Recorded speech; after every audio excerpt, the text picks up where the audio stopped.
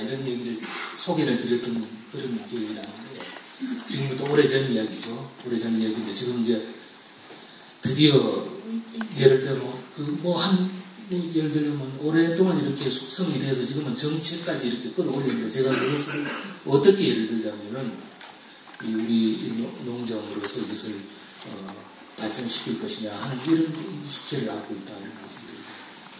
그 다음에는 최근에 이제 유통에 대한 이야기들을 많이 합니다. 어제 오늘 이야기도 아니고 쉬운 과제가 아니죠. 전국에 흩어져 있는 소규모 생산자들, 소규모 또 소비자들, 그리고 그 중간에 있는 작은 유통 상인들 이런 부분들을 일시에 어떻게 단계를 줄이거나 비용을 절감한다는 게 쉬운 건 아닙니다만 그럼에도 불구하고 이것이 국민들이 많이 걱정하는 부분입니다. 더군다나 요새 기후가 불안정해지고 이렇게 되다 보니까 수급에 대한 그러니까 먹거리 이런 부분에 대한 걱정들이 많이 늘어나고 있습니다.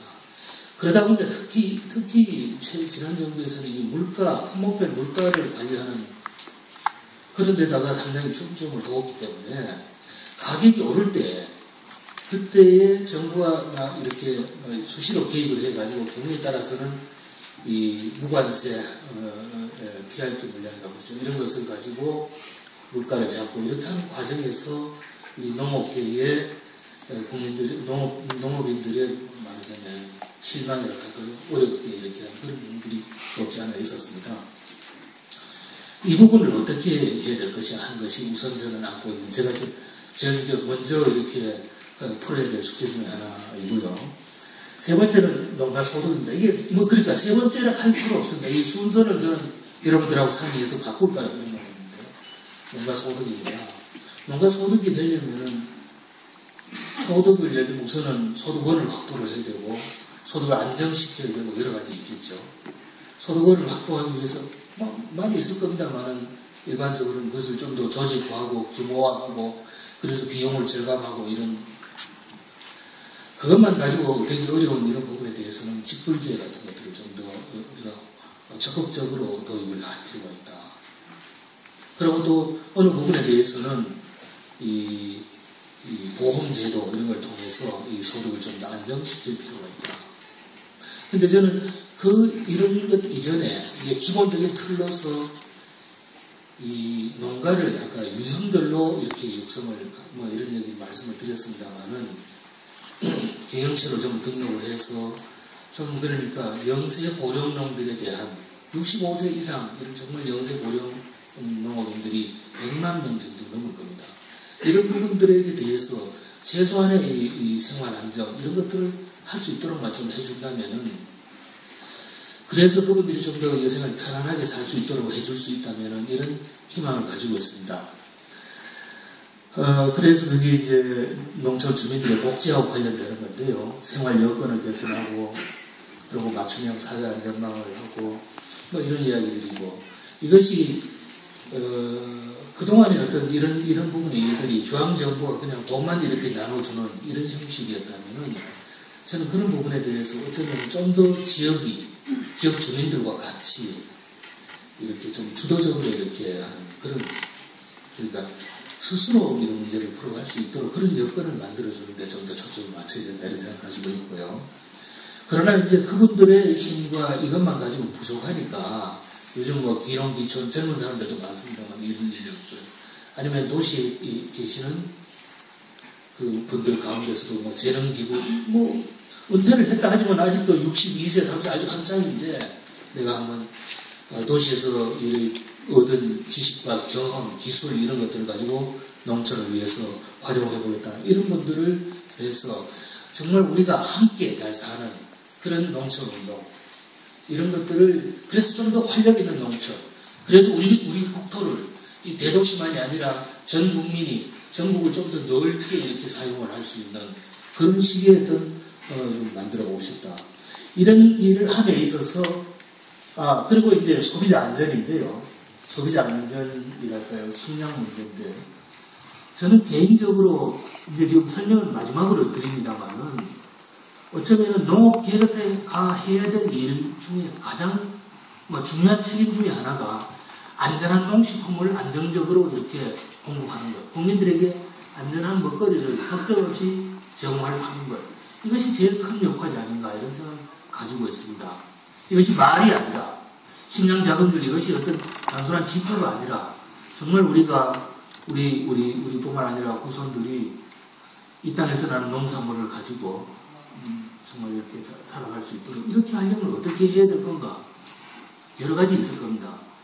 예를 들자면은 우선 노는 땅부터 저는 조사를 해가 이렇게 이야기를 해놨습니다. 유효농지부터 조사를 한다.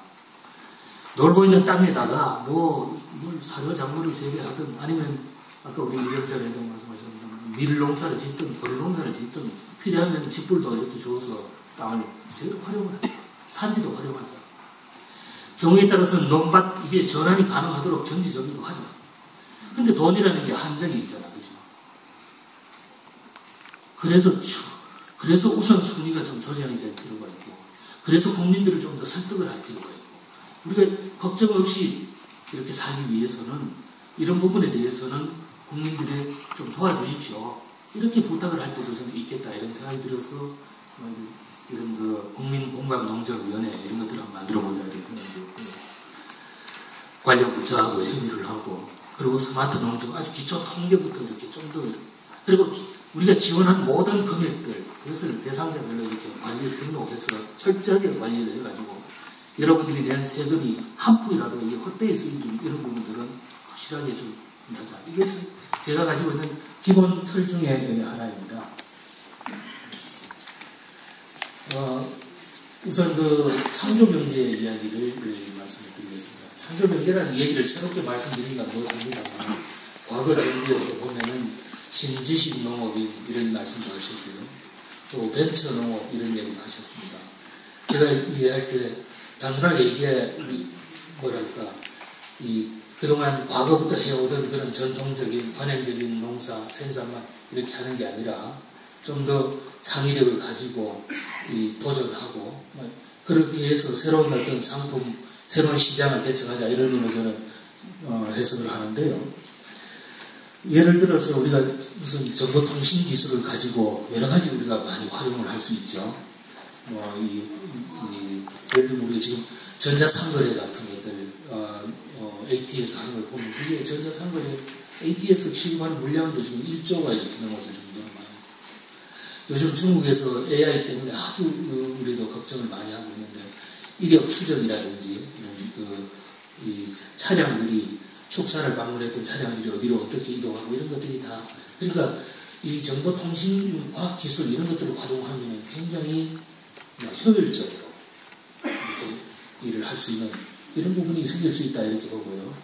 또 BT라고 이제 생명과학기술 이런 걸 접목하고 이러면은 여기도 보면 얘가 무슨 쌀 80kg 한 가마에는 한 18만원 정도 하지만은 여기에 붉은 누룩균을 접종을 해가지고 하면은 경우에 따라서는 이게 18만원짜리가 800만원도 된다.